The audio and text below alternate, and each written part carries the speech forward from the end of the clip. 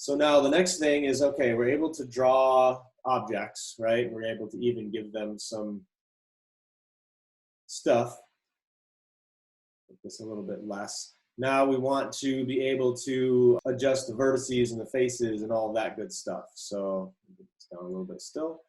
You can go to this modeling toolkit, is a nice visual way to deal with it, or you can right click over the object and choose between object mode, and then you could choose between vertex, edge, and face of the three main ones. I'll use these over here. So if we select vertex, then you can select any of these, oops, maybe on my selection tool. You can select any of the individual vertices, or you can select edges, hold shift like anything else to select a bunch of them, or you can select individual faces. And then if we want to, for example, actually move things around and model them, these are the main move, rotate, and scale tools. But once you have a selection, whether we're talking about being on the entire object and you want to move, rotate the object around, or you can go in and model things further by individually moving these component pieces. You can move things according to the axes, either one axis or two axes, or you can rotate things around, or you can scale them. There's lots of hotkeys and stuff. There's so many tools in Maya. I'm typically just going to be showing you like some of the basic ones that will need to be used, but I'll often show you where you can go find more detailed stuff. So like, for example, under the select dropdown, there is a ton of tools regarding selection. But all we're really going to worry about is, for right now, just use the selection tool here and then be able to select these individual components. There's also this multi-component mode, which will let you just choose any of the three, either a face, edge, or vertice, kind of just willy-nilly on your own. So now the next thing is actually smoothing and making things real organic shapes. And that's really interesting in Maya. I'm going to go back to object mode here. I always use the right click menu, but you can just as easily just click over here, switch between them. Maya has these hotkeys on the keyboard, 1, 2, and 3. So if I click on the 1 key, it's going to stay as is. If I click the 2 key, then it actually shows me a smoothed version of my model with a lattice cage around it, showing the extreme version. And then the 3 key will show me the actual smooth version. Let me show you a little something about smoothing real quickly, that if I just start with a regular box, and let me zoom it up here. If I hit the 3 key or the 2 key to smooth it, it's going to give me this sphere and this kind of janky, edgy one at that, because it doesn't have any mesh to it. All right, so it's kind of when you're modeling, when you're box modeling like this, it's kind of an art form to find the right amount of detail to start with. So if I go blow these and give this 10 on each side, and now I go to smooth it, I can see that it gives me nice smooth cube rather than some sphere, because I had that much detail. Now if I bring this detail back down, go like half that, you can see that this is happening. So maybe I'll move this one out of the way. I'm going to go through this relatively quickly. And maybe I'll throw in another one and give it just a couple divisions, make it a little bigger. And you can see that that smoothing property isn't global. It only affects what you last had selected. And it will remember. So if I go to smooth this, there we go. It'll remember that, whether I want to leave it on 1, 2, or 3. So Maya has this built-in polygon modeling smoothing capability, which is really, really powerful. And this is really, for the most part, how we're going to be expected to make our models, is just putting together, starting with primitives and using box modeling to push and pull and scale and rotate and extrude vertices and faces and stuff. When I go back to the modeling toolkit, if I were to grab this face, besides just moving stuff, which, let me grab a couple more faces, instead of just moving this, which would really distort the whole cube, it's really common to want to extrude, which can then actually bring more faces out. Maybe I should go into my, bring more faces out and actually add them to it rather than, it's like adding clay to the model, so to speak. Somewhat straightforward. There we go. Extrude again. Now if I smooth the whole model with 2, 3, I've got this funny little shape with a nose sticking out, right? So that is kind of the basics, is just being able to, get around the viewport, use that middle mouse button, being able to use these different components either one at a time or through the multi-component, being able to use the move, rotate, scale tools. Now, just like having a ton of things under the select drop-downs, there is also a ton of things if you go to modify transform tools. Here's the move, rotate, and scale tool. But then there's some other ones, like there's one that puts them all together, this move, rotate, and scale, where go back to my object mode. Now I kind of have all 3 of them put together, but there's a different one.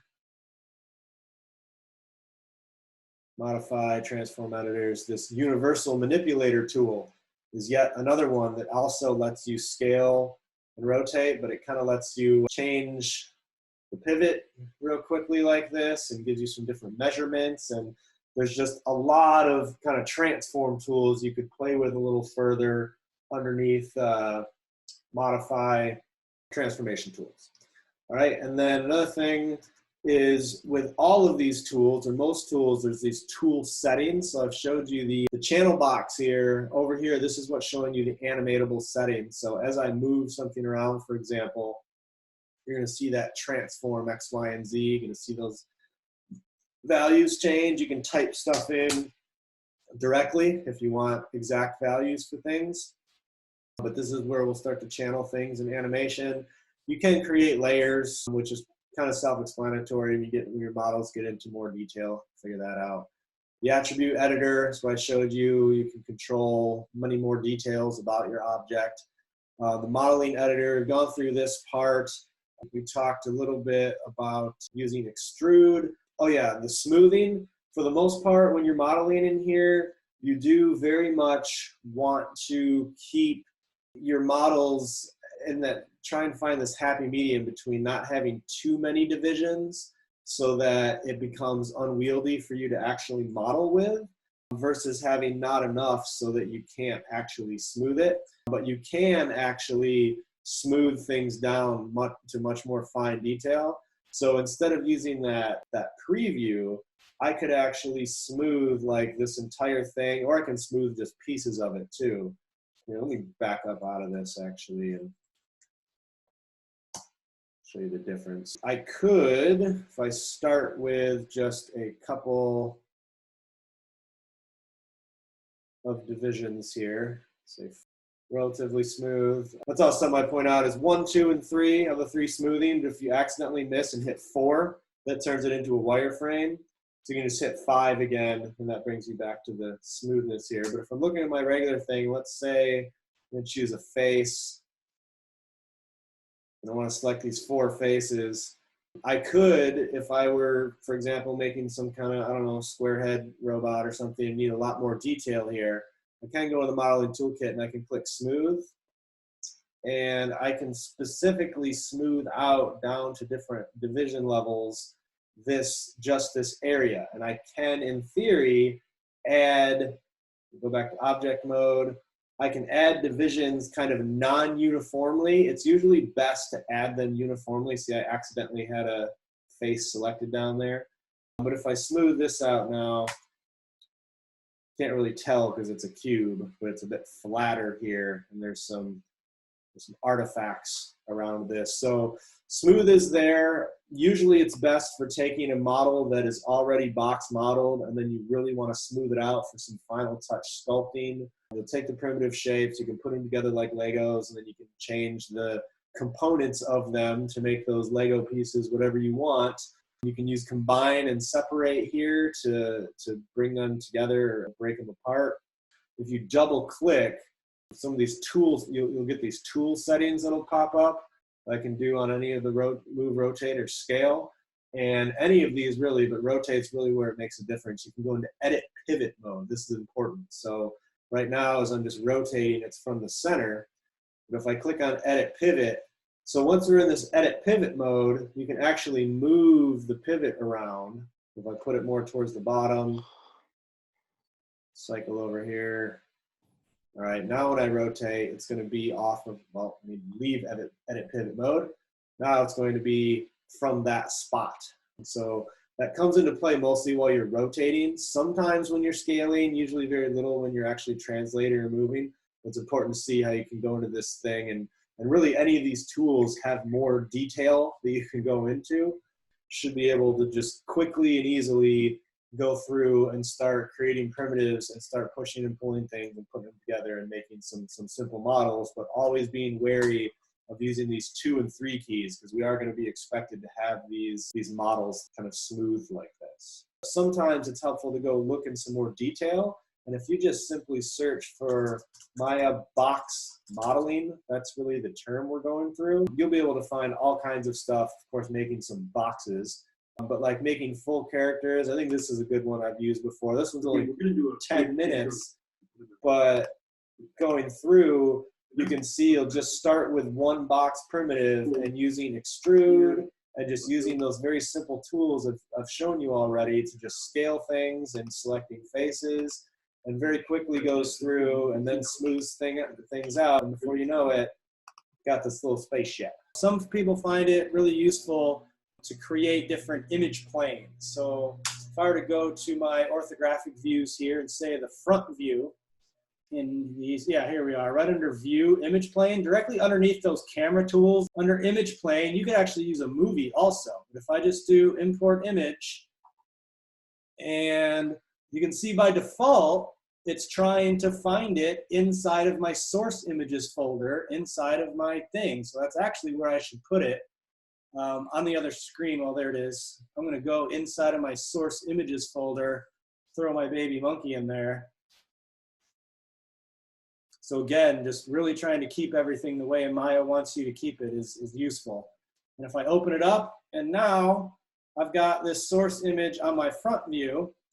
And if, let's just pretend it's a different image from another angle, like if you were to actually draw out a character, I go to my side view, do the same thing, and I'll import the same image. But now when I go into my 3D plane, all of a sudden I've got these references, right? So even though this is the same image, this is a really common technique. Usually it's a front view and a side view of a character that's drawn. And then you can use this to kind of see what's going on and trying to get the right depth around your character.